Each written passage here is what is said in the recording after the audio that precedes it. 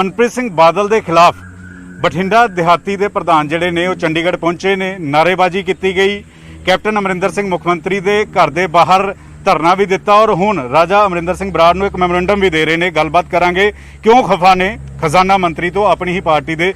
राजा worrying साहब तुहाडे कोल लाडी होरी पहुंचे ने, ये पहला धरना दे रहे थे, उत्थे खड़े सी, नारेबाजी कर रहे सी, कह रहे कि मनप्रीत सिंह बादल धक्का कर रहे हैं।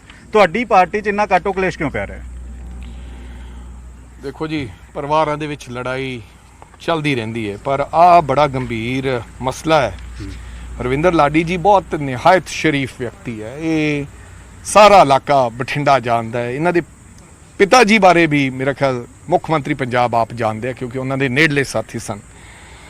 हरविंदर लाडी जी ने आदि नौकरी छड्ड के विचारिया ने चंगी नौकरी बैंक च छड्ड के, अज चीफ होने सी, 2-2.5 लाख रुपया उन्होंने तनख्वाह मिलती होनी सी, छड्ड के पार्टी की लड़ाई लड़ी और वधिया लड़ाई दे के थोड़ियां जी वोटां के फर्क नाल हार गए। अज मैं लिस्ट वेख रहा है, टोटल 68 बंदे जिहड़े संगत मंडी दे जां बठिंडा रूरल दे और खास करके चेयरमैन साहब वर्गे जिहड़े बठिंडे दे मार्केट कमेटी चेयरमैन, जिला परिषद मैंबर, सरपंच, ये सारे ते कांग्रेस के अहुदेदार MC साहबान इत्थे आए हैं। मैं समझदा कि गंभीर मुद्दा है, कांग्रेस पार्टी नूं ਇਹਦੇ ਤੇ ਗੱਲ करनी चाहिए है। और हरविंदर लाडी जी कांग्रेस पार्टी की बांह है, इन्हां दा पूरा ख्याल रखते हुए इन्हां दी गल सुन के गौर फरमा के इन्हां नूं ताकत देनी चाहिए। और मैनूं उम्मीद है जिस प्रकार मैं लीडरां दे विचार सुने हरविंदर सिंह लाडी दे बारे, बहुत चंगे विचार है। और अगली वारी ये आपदी आप वाहिगुरू कृपा करन इन्हां ते कि 2022 दे विच विधान सभा च बैठ के आप, क्योंकि बंदा जो हार जाता थोड़ा जा पिछे हो जाता है, तो 2022 दे विच MLA बन के आपदे इलाके की पूरी डट के अगवाई करन। जिथों तक मेरा सवाल है, मैं उत्थों MP लड़े हैं, मेरी जिम्मेदारी बनती है और मैं आपदे फर्जां की पूर्ति 100% करूँगा। मैं लाडी जी नूं इस गल का वादा दिना है कि मैं फर्जां की पूर्ति करूँगा और तुहाडे नाल चटांग वांग खड़ूंगा, बिल्कुल किसी प्रकार की किसी नूं दिक्कत नहीं। इल्जाम अकाली दल, आम आदमी पार्टी या BJP ते नहीं ला रहे, ये इल्जाम लगा रहे हैं अपनी ही पार्टी ते, खजाना मंत्री ते। कोई छोटे इल्जाम नहीं ने, कह रहे दलितां नाल धक्का हो रहा है, उत्थे जमीनां कब्जे किए जा रहे हैं। तो फिर किवें ये खाना जंगी खत्म होएगी? तुसीं कह रहे हो असीं इन्हां नूं विधायक बनावांगे, ते ये अपने ही खजाना मंत्री नूं घेर रहे हैं। देखो जी, मैं समझदा कि माड़ी गल है, जो भी हो रहा है माड़ी गल है, माड़ी गल है। इनू घरे बैठ के सुलझा लेना चाहिए सी।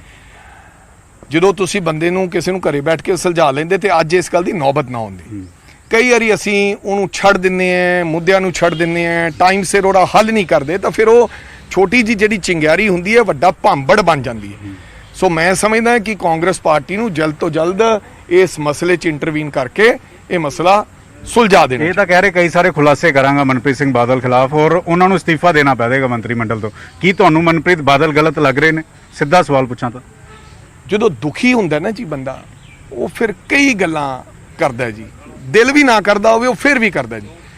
मैं तो जो तुसी गल पूछ रहे हो भी कौन 68 बंदे, मैं तो क्योंकि जिथे मेजोरिटी ऑफ बंदे पिंडां दे विच रहिंदे है, जिहड़ा दुख है असल पीड़ा है वो इन्हां सरपंचां नूं पता है ਜਾਂ ਚੇਅਰਮੈਨਾਂ ਨੂੰ ਪਤਾ ਹੈ ਜਾਂ ਲਾਡੀ ਜੀ ਨੂੰ ਪਤਾ ਹੈ। मैं तो 60 किलोमीटर ਤੇ दूर बैठा है और ਮੈਨੂੰ लगता है कि कांग्रेस पार्टी ਦੇ हर व्यक्ति ਤੇ यकीन है यार, 68 बंदे ਜਿਹੜੇ ਚੱਲ ਕੇ ਆਏ है, ਇਹਨਾਂ ਦਾ दर्द जायज़ होएगा ਤਾਂ ही ਚੱਲ ਕੇ आए। ये लड़ाई सिर्फ इत्थों तक नहीं, जो कैप्टन अमरिंदर सिंह वर्सिस नवजोत सिंह सिद्धू या प्रताप बाजवा बनया होया, 3 मैंबरी कमेटी बना दी गई। काटो कलेश खत्म नहीं हो रहा। इस हिसाब नाल कांग्रेस नूं कांग्रेस ही नुकसान कर रही है। 2022 च कांग्रेस के सामने सब तो वड्डा चैलेंज कांग्रेस रहने वाला है। ਉਹ ਜੀ ਹੁੰਦਾ ਰਹਿੰਦਾ ਹੈ, ਵੱਡੀਆਂ ਪਾਰਟੀਆਂ ਵੱਡੇ ਘਰਾਣਿਆਂ ਦੇ ਵਿੱਚ ਇਹੋ ਜਿਹੇ ਘਮਾਸਾਨ ਚੱਲਦੇ ਰਹਿੰਦੇ, ਪਰ ਮੈਨੂੰ ਲੱਗਦਾ ਕਿ ਇਹ ਸਾਰੇ ਘਮਾਸਾਨ ਹਾਈ ਕਮਾਂਡ 15-20 ਦਿਨਾਂ ਦੇ ਵਿੱਚ ਸਭ ਦਾ ਪੁਖਤਾ ਇੰਤਜ਼ਾਮ ਔਰ ਹੱਲ ਕਰ ਲਿਆ ਜਾਏਗਾ। ਲਾਡੀ ਜੀ ਦੇ ਮਸਲੇ ਦਾ ਵੀ ਤੇ ਵੱਡੇ ਮਸਲਿਆਂ ਦਾ ਵੀ, ਕਿਉਂਕਿ ਕਮੇਟੀ ਬਣਾ ਦਿੱਤੀ ਗਈ ਹੈ। 4.5 ਸਾਲਾਂ ਚ ਨਵਜੋਤ ਸਿੰਘ ਸਿੱਧੂ ਕਹਿ ਰਹੇ, ਪ੍ਰਤਾਪ ਸਿੰਘ ਬਾਜਵਾ ਕਹਿ ਰਹੇ ਕਿ ਬੇਅਦਬੀ ਦਾ ਇਨਸਾਫ नहीं मिला, मुख मंत्री बचा रहे ने। ये गल वो कह रहे कि मैं दिल्ली पहुंचाती, वो कहते नवजोत सिद्धू कह रहे हैं कि कैप्टन अमरिंदर सिंह बादल परिवार ना मिले हुए ने। वो जी कौन कीरे ना मिले है आपे जनता जानती होंगी है, लेकिन मैं थोड़ा ये कहना है कि जो क्लेश है ये जल्दी निबड़ जाएगा।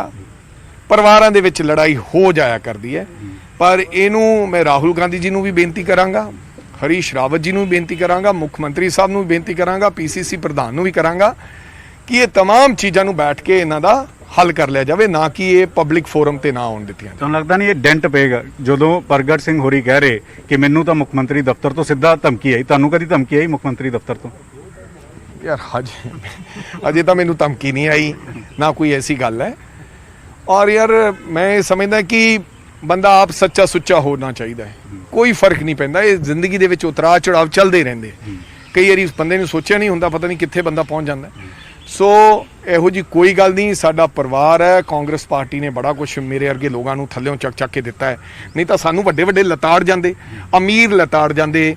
ਚਾਹੁੰਦੇ ਆ ਕੁਝ ਲੋਕ ਪਰਿਵਾਰ ਮਿਲ ਕੇ, ਕਈ ਲੋਕ ਚਾਹੁੰਦੇ ਆ ਕਿ ਲਤਾੜ ਦੀਏ, ਮਿੱਧ ਦੀਏ। ਕਿਹੜੇ ਪਰਿਵਾਰ? ਇਹ ਦੋ ਵੱਖ-ਵੱਖ ਪਾਰਟੀਆਂ ਦੇ ਵੱਡੇ ਪਰਿਵਾਰ ਹਮੇਸ਼ਾ ਇਹ ਚਾਹੁੰਦਾ ਹੁੰਦਾ ਹੈ ਕਿ ਆਹ ਬੰਦਾ ਜਿਹੜਾ ਖੜਾ ਹੁੰਦਾ ਇਹਨੂੰ ਮਿੱਧ ਦੀਏ, ਜਾਂ ਤਾਂ ਇਹ ਸਾਡਾ ਗੁਲਾਮ ਬਣ ਜੇ। ਕਿਹੜਾ ਵੱਡਾ ਪਰਿਵਾਰ? ਜਾਂ ਇਹਨੂੰ, ਯਾਰ ਮੈਂ ਉਦਾਹਰਨ ਦੇ ਰਿਹਾ ਪੰਕਜ, ਮੈਂ ਕਿਸੇ ਦਾ ਤਾਂ ਦਿੱਤੀ ਜਾਂਦੀ ਜਦੋਂ ਲੋੜ ਪੈਂਦੀ ਹੈ। ਇਹ ਆਮ ਤੌਰ ਤੇ ਹੀ ਹੁੰਦਾ ਯਾਰ, ਪਿੰਡਾਂ 'ਚ ਹੁੰਦਾ। ਵੱਡਾ ਪਿੰਡ ਦਾ ਜਿਹੜਾ ਸ਼ਾਹੂਕਾਰ ਤਕੜਾ ਬੰਦਾ ਹੁੰਦਾ 200-400 ਕਿੱਲੇ ਵਾਲਾ, ਉਹ ਛੋਟੇ ਵਾਲੇ ਨੂੰ ਕਹਿੰਦਾ ਨੱਪ ਕੇ ਰੱਖ ਇਹਨੂੰ।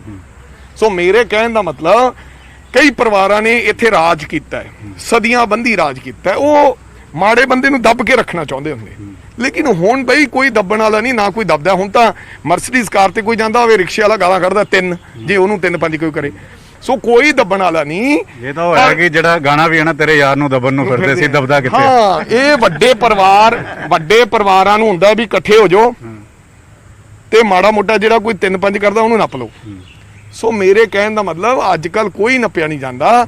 ਤੇ ਜਿੱਥੋਂ ਤੱਕ ਕਾਂਗਰਸ ਦਾ ਸਵਾਲ ਹੈ, ਕਾਂਗਰਸ ਬਹੁਤ ਨਿਤੜਕ ਪਾਰਟੀ ਹੈ। 2022 ਚ ਦੁਬਾਰੇ ਸਰਕਾਰ ਬਣਾਵਾਂਗੇ ਤੇ ਜਿਹੜਾ ਸਾਡਾ ਕਲੇਸ਼ ਚੱਲ ਰਿਹਾ ਇਹਨੂੰ ਠੀਕ ਕਰ ਲਾਂਗੇ। ਲੱਗਦਾ ਬੇਅਦਬੀ ਔਰ ਡਰੱਗਸ ਦਾ ਮੁੱਦਾ ਜਦੋਂ ਕਾਂਗਰਸ ਦੇ ਅੰਦਰ ਉੱਠ ਰਿਹਾ, ਜਦੋਂ ਵਿਧਾਇਕ ਕਹਿ ਰਹੇ ਨੇ ਕਿ ਡਰੱਗਸ ਤੇ ਕੋਈ ਐਕਸ਼ਨ ਨਹੀਂ ਹੋਇਆ, ਜਦੋਂ ਵਿਧਾਇਕ ਕਹਿ ਰਹੇ, ਕਾਂਗਰਸ ਦੇ ਵਿਧਾਇਕ, ਕਿ ਬੇਅਦਬੀ ਤੇ ਨਹੀਂ ਐਕਸ਼ਨ ਹੋਇਆ, ਉਦੋਂ ਤੁਹਾਨੂੰ ਲੱਗਦਾ ਹੈ ਕਿ ਇਹ ਪ੍ਰਗਟ ਸਿੰਘ ਹੋਰਾਂ ਨੇ ਔਨ ਰਿਕਾਰਡ ਬੋਲਿਆ, ਇਹ ਫਤਿਹ ਬਾਜਵਾ ਹੋਰਾਂ ਨੇ ਔਨ ਰਿਕਾਰਡ ਬੋਲਿਆ, ਇਹ ਪ੍ਰਤਾਪ ਸਿੰਘ ਬਾਜਵਾ ਹੋਰਾਂ ਨੇ ਔਨ ਰਿਕਾਰਡ ਬੋਲਿਆ? ਕਿਸੇ ਦਾ ਨਹੀਂ ਪਤਾ। ਡਰੱਗਸ ਦੇ ਉੱਤੇ ਬਹੁਤ ਚੰਗਾ ਕੰਮ ਹੋਇਆ, ਡਰੱਗਸ ਦੇ ਉੱਤੇ।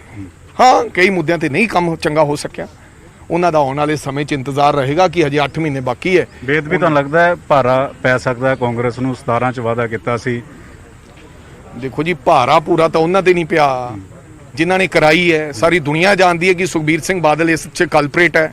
ਸਾਰੀ ਦੁਨੀਆ ਜਾਣਦੀ ਹੈ ਕਿ ਵਿਕਰਮ ਸਿੰਘ ਮਜੀਠੀਆ ਇਸ 'ਚ ਇਨਵੋਲਡ ਹੈ।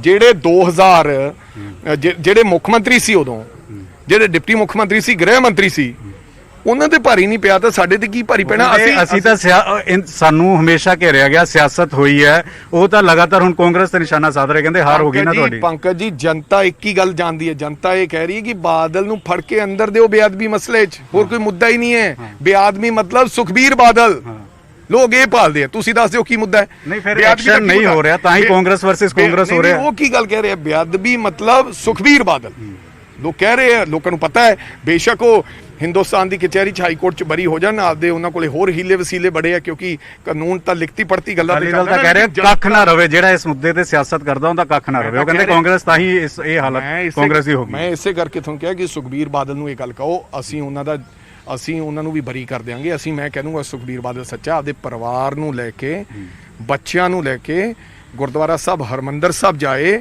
ਅਰਦਾਸ ਕਰਾਏ ਕਿ ਜਦੋਂ ਨਕਲੀ ਡਿਫੈਂਸ ਬਣਾਇਆ ਗਿਆ, ਮੈਂ ਆਪਦੇ ਬੱਚਿਆਂ ਦੀ ਕਸਮ ਖਾਨਾ ਕਿ ਮੈਂ ਉਸ ਵੇਲੇ ਗ੍ਰਹਿ ਮੰਤਰੀ ਸੀ, ਮੈਨੂੰ ਇਸ ਬਾਰੇ ਜਾਣਕਾਰੀ ਨਹੀਂ ਸੀ। ਜਿਹੜਾ ਜਾਲੀ ਡਿਫੈਂਸ ਬਣਾਇਆ ਗਿਆ, ਵੀ ਮੇਰੇ ਸਾਹਮਣੇ ਗੋਲੀਆਂ ਵੱਜਣ ਲੱਗੀਆਂ ਤੇ ਗੋਲੀਆਂ ਫਿਰ ਇਸ ਕਰਕੇ ਪੁਲਿਸ ਨੇ ਡਿਫੈਂਸ ਚਲਾਈਆਂ, ਕਹਦੇ ਸੁਖਬੀਰ ਸਿੰਘ ਬਾਦਲ ਬਰੀ ਕਰ ਦੇਣਗੇ।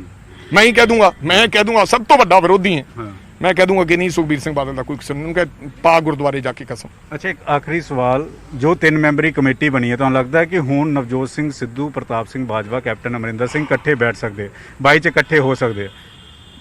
ਬਾਈ, ਇਕੱਠੇ ਹੋਣਾ ਦੀ ਤਾਂ ਕੋਈ ਗੱਲ ਹੀ ਨਹੀਂ ਜੀ, ਜਦੋਂ ਮਰਜ਼ੀ ਹੋ ਸਕਦੇ ਆ। ਔਰ ਮੈਨੂੰ ਲੱਗਦਾ ਕਿ ਅਸੀਂ ਇਕੱਠੇ ਲੜਾਂਗੇ ਔਰ ਦੁਬਾਰਾ 2022 ਚ ਸਰਕਾਰ ਬਣਾਵਾਂਗੇ। ਬਾਰਿਸ਼ ਤੋਂ ਪਹਿਲਾਂ ਹਨੇਰੀ ਆਉਂਦੀ ਹੈ। ਹੁਣ ਇਹ ਹਨੇਰੀ ਹੈ, ਹਨੇਰੀ ਕਾਂਗਰਸ ਦੇ ਲੀਡਰ ਨਾ ਪਾ ਕੇ ਲੈ ਹਨੇਰੀ ਹੈ। ਉਸ ਹਨੇਰੀ ਤੋਂ ਬਾਅਦ ਹੁਣ ਬਾਰਿਸ਼ ਆਏਗੀ। ਤੁਸੀਂ ਆਪ ਕਹੋਗੇ ਵੀ ਕਾਂਗਰਸ ਪਾਰਟੀ ਦੇ ਵਿੱਚ ਇੰਨਾ ਪਿਆਰ, ਤੇ ਇਹਨਾਂ ਨੇ ਐਡਾ ਵੱਡੇ ਮਸਲੇ ਇੱਕ ਦਿਨ ਚ ਸੁਲਝਾ ਲਏ। ਰਾਜਾ ਕੈਪਟਨ ਨਾਲ ਖੜਾ ਹੈ ਜਾਂ ਸਿੱਧੂ ਨਾਲ? ਕਾਂਗਰਸ ਨਾਲ ਨਾ ਕਹੀਓ, ਦੋਵੇਂ ਕਾਂਗਰਸ ਦੇ ਨੇ। ਰਾਜਾ ਕਿੰਦੇ ਨਾਲ ਖੜਾ ਹੈ? ਰਾਜਾ ਵੜਿੰਗ ਆਮ ਇੱਕ ਸਧਾਰਨ ਵਿਅਕਤੀ ਸੀ, ਜਿਹਨੂੰ ਰਾਹੁਲ ਗਾਂਧੀ ਨੇ ਜ਼ਮੀਨ ਤੋਂ ਚੱਕ ਕੇ ਇੱਥੋਂ ਤੱਕ ਪਹੁੰਚਾਇਆ। ਕੋਈ ਘਰੇ ਪਰਿਵਾਰਕ ਲੀਡਰ ਨਹੀਂ ਸੀ। ਵੱਡੇ ਜਿਹੜੇ ਸਰਮਾਏਦਾਰਾਂ ਦੇ ਬਰੋਬਰ ਹਿੱਕ ਤਾਣ ਕੇ ਖੜਨਾ ਮੈਨੂੰ ਕਾਂਗਰਸ ਪਾਰਟੀ ਤੇ ਰਾਹੁਲ ਗਾਂਧੀ ਨੇ ਸਿਖਾਇਆ। ਔਰ ਜਿੱਥੋਂ ਤੱਕ ਕੈਪਟਨ ਸਾਹਿਬ ਤੇ ਸਿੱਧੂ ਸਾਹਿਬ ਦਾ ਸਵਾਲ ਹੈ, ਦੋਨੋਂ ਸਤਿਕਾਰਯੋਗ ਲੀਡਰ ਨੇ, ਲੇਕਿਨ ਜਿਹੜੀ ਖੜਨ ਖੜਾਉਣ ਵਾਲੀ ਗੱਲ ਹੈ, ਮੈਂ ਜਿੱਥੇ ਖੜਾ ਉੱਥੇ ਹੀ ਖੜਾ, ਤੁਹਾਨੂੰ ਪਤਾ ਹੀ ਹੈ ਮੈਂ ਕਿੱਥੇ ਖੜਾ। ਇੱਕ ਗਿੱਦੜਬਾਹਾ ਤੋਂ ਇਲੈਕਸ਼ਨ ਲੜ ਰਹੇ ਹੋ, ਮੁਕਤਸਰ ਜਾਂ ਕਿਤੇ ਤਾਂ ਨਹੀਂ ਜਾ ਰਹੇ, ਚਰਚਾ ਬਹੁਤ ਸਾਰੀ ਫੈਲ ਰਹੀ। ਮੈਂ ਕਹਿ ਰਿਹਾ ਜੀ, ਗਿੱਦੜਬਾਹਾ ਤਾਂ ਮੇਰੀ ਜ਼ਿੰਦਜ਼ਾਨ ਹੈ, ਜਿੰਦਾਨ ਹੈ, ਪਰ ਜਿੱਥੋਂ ਕਈ ਵਾਰੀ ਹੁੰਦਾ ਹੈ, ਜਿੱਥੋਂ ਵੀ ਕਿਤੇ ਹੋਰ ਕੋਈ ਮਨ ਦੀ ਇੱਛਾ ਹੋਏ, ਹੁਣ ਪਿਛਲੇ ਵਾਰੀ ਬਠਿੰਡਿਓਂ ਲੜਾਤਾ, ਕਈ ਮੈਦਾਨ 'ਚ ਨਹੀਂ ਲੜਿਆ ਕੋਈ ਹੋਰ, ਤਾਂ ਮੈਂ ਜਾ ਕੇ ਬਠਿੰਡਿਓਂ ਵੀ ਚੁਣਾਵ ਲੜਿਆ, ਪਰ ਇਹਦਾ ਮਤਲਬ ਇਹ ਨਹੀਂ ਗਾ ਕਿ ਗਿੱਦੜਵੇ ਨੂੰ ਛੱਡ ਗਿਆ। ਗਿੱਦੜਵੇ ਨੂੰ ਜ਼ਿੰਦਗੀ ਭਰ ਨਹੀਂ ਛੱਡਦਾ, ਹੋਰ ਪਤਾ ਨਹੀਂ ਕੀ ਗਿੱਦੜਬਾਹਾ ਤੋਂ ਲੜੋਗੇ। ਮੈਂ ਕਿਵੇਂ ਕਹਿ ਸਕਦੇ, ਤੁਸੀਂ ਫੇਰ ਕੱਲ ਨੂੰ ਕਹਿ ਦਿਓਗੇ ਰਾਜਾ ਵੜਿੰਗ ਨੇ ਆਪਦੀ ਟਿਕਟ ਲਾਣੀ, ਉਹ ਤਾਂ ਸੁਖਬੀਰ ਬਾਦਲ ਕਹਿ ਸਕਦਾ ਇਹ ਗੱਲ ਵੀ ਮੈਂ ਜਲਾਲਾਬਾਦ ਤੋਂ ਲੜਾਂਗਾ। ਮੈਂ ਕਾਂਗਰਸ ਦਾ ਪ੍ਰਧਾਨ ਨਹੀਂ ਆ, ਕਾਂਗਰਸ ਦਾ ਇੱਕ ਸਿਸਟਮ ਹੈ, ਚਾਹੇ ਉਹ ਮੰਤਰੀ ਹੈ ਚਾਹੇ ਕੋਈ ਵੱਡਾ ਬੰਦਾ, ਉਹ ਆਪਦੀ ਸੀਟ ਆਪ ਐਲਾਨ ਨਹੀਂ ਕਰ ਸਕਦਾ। ਦਿੱਲੀ ਤੋਂ ਚਿੱਠੀ ਬਣ ਕੇ ਆਉਂਦੀ ਹੈ ਕਿ ਕਿਹਨੂੰ ਟਿਕਟ ਕਿੱਥੋਂ ਦਿੱਤੀ ਜਾਂਦੀ ਹੈ। ਬਟਾਲੇ ਤੋਂ ਸੁਣੀ ਸੇਖੜੀ ਨੇ ਐਲਾਨ ਕਰਤਾ, ਖੁਦ ਹੀ ਕਰਤਾ। ਨਹੀਂ ਐਵੇਂ, ਉਹ ਸੇਖੜੀ ਸਾਹਿਬ ਸਾਡੇ ਸੀਨੀਅਰ ਆਗੂ ਆ, ਮੈਂ ਟਿੱਪਣੀ ਨਹੀਂ ਕਰਨਾ ਚਾਹੁੰਦਾ, ਪਰ ਰਾਜਾ ਵੜਿੰਗ ਆਪਦੀ ਟਿੱਪਣੀ ਆਪ ਨਹੀਂ ਕਰ ਸਕਦਾ। ਹਾਂ, ਮੇਰੀ ਇੱਛਾ ਗਿੱਦੜਬਾਈ ਦੀ। ਤਾਂ ਰਾਜਾ ਅਮਰਿੰਦਰ ਸਿੰਘ ਬਰਾੜ ਖੁੱਲ ਕੇ ਬੋਲਦੇ ਹੋਏ ਨਜ਼ਰ ਆਏ, ਹਰੇਕ ਸਵਾਲ ਦਾ ਜਵਾਬ ਜਿਹੜਾ ਬੇਬਾਕੀ ਦੇ ਨਾਲ ਦਿੱਤਾ। ਕੈਮਰਾਮੈਨ ਅਜੇ ਦੇ ਨਾਲ ਪੰਕਜ ਕਪਾਈ, ਨਿਊਜ਼ 18 ਚੰਡੀਗੜ੍ਹ।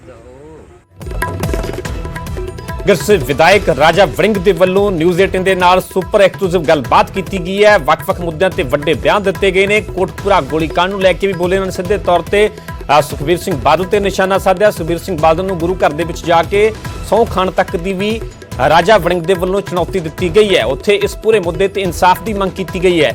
ਉੱਥੇ ਪੰਜਾਬ ਕਾਂਗਰਸ ਦੇ ਵਿੱਚ ਜਿਹੜਾ ਕਾਟੋ ਕਲੇਸ਼ ਚੱਲ ਰਿਹਾ ਹੈ, ਜਿੱਥੇ ਕਿ ਦੋਫਾੜ ਕਾਂਗਰਸ ਨਜ਼ਰ ਆ ਰਹੀ ਹੈ, ਉਸ ਤੇ ਵੀ ਰਾਜਾ ਵੜਿੰਗ ਖੁੱਲ੍ਹ ਕੇ ਬੋਲੇ ਨੇ। ਰਾਜਾ ਵੜਿੰਗ ਦਾ ਕਹਿਣਾ ਹੈ ਕਿ ਹਾਈ ਕਮਾਂਡ ਦੇ ਵੱਲੋਂ ਕਮੇਟੀ ਦਾ ਗਠਨ ਕਰ ਦਿੱਤਾ ਗਿਆ ਹੈ ਤੇ 10 ਤੋਂ 15 ਦਿਨਾਂ ਦੇ ਵਿੱਚ ਪੂਰੇ ਮਸਲੇ ਦਾ ਮੁੱਦੇ ਦਾ ਹੱਲ ਹੋ ਜਾਵੇਗਾ। ਉੱਥੇ ਗੱਲ ਕੀਤੀ ਜਾਵੇ ਬਠਿੰਡਾ ਦਿਹਾਤੀ ਦੇ ਜਿਹੜੇ ਕਾਂਗਰਸੀ ਵਰਕਰ ਨੇ ਜਿਹੜੇ ਕਿ ਚੰਡੀਗੜ੍ਹ ਪਹੁੰਚੇ ਨੇ, ਮਨਪ੍ਰੀਤ ਸਿੰਘ ਬਾਦਲ ਤੇ ਧੱਕੇਸ਼ਾਹੀ ਦੇ ਇਲਜ਼ਾਮ ਲਗਾਏ ਨੇ। ਉਹਨਾਂ ਵਰਕਰਾਂ ਦੇ ਹੱਕ ਦੇ ਵਿੱਚ ਵੀ, ਉਹਨਾਂ ਦੇ ਸਮਰਥਨ ਦੇ ਵਿੱਚ ਵੀ ਰਾਜਾ ਵੜਿੰਗ ਉਤਰੇ ਨੇ।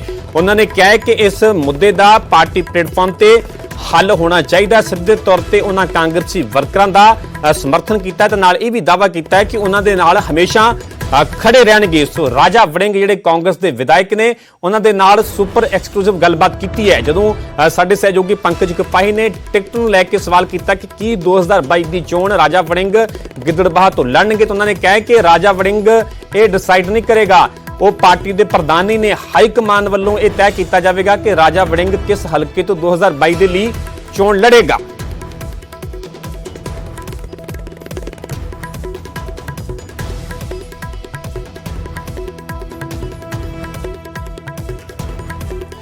ਸੋ ਕਾਂਗਰਸ ਵਿਧਾਇਕ ਰਾਜਾ ਵੜਿੰਗ ਦੇ ਵੱਲੋਂ ਕੋਟਪੁਰਾ ਗੋਲੀकांड ਨੂੰ ਲੈ ਕੇ ਵੱਡਾ ਬਿਆਨ ਦਿੱਤਾ ਗਿਆ। ਸਿੱਧੇ ਤੌਰ ਤੇ ਸੁਖਬੀਰ ਸਿੰਘ ਬਾਦਲ ਤੇ ਰਾਜਾ ਵੜਿੰਗ ਵਰਦੇ ਹੋਏ ਨਜ਼ਰ ਆਏ। ਰਾਜਾ ਵੜਿੰਗ ਨੇ ਸਿੱਧੇ ਤੌਰ ਤੇ ਇਹ ਪੂਰੇ ਗੋਲੀकांड ਨੂੰ ਲੈ ਕੇ ਸੁਖਬੀਰ ਸਿੰਘ ਬਾਦਲ ਨੂੰ ਜ਼ਿੰਮੇਵਾਰ ਠਹਿਰਾਇਆ। ਉਹਨਾਂ ਨੇ ਗੁਰੂ ਘਰ ਦੇ ਵਿੱਚ ਜਾ ਕੇ ਸਹੁੰ ਖਾਣ ਤੱਕ ਦੀ ਵੀ ਚੁਣੌਤੀ ਦਿੱਤੀ ਹੈ।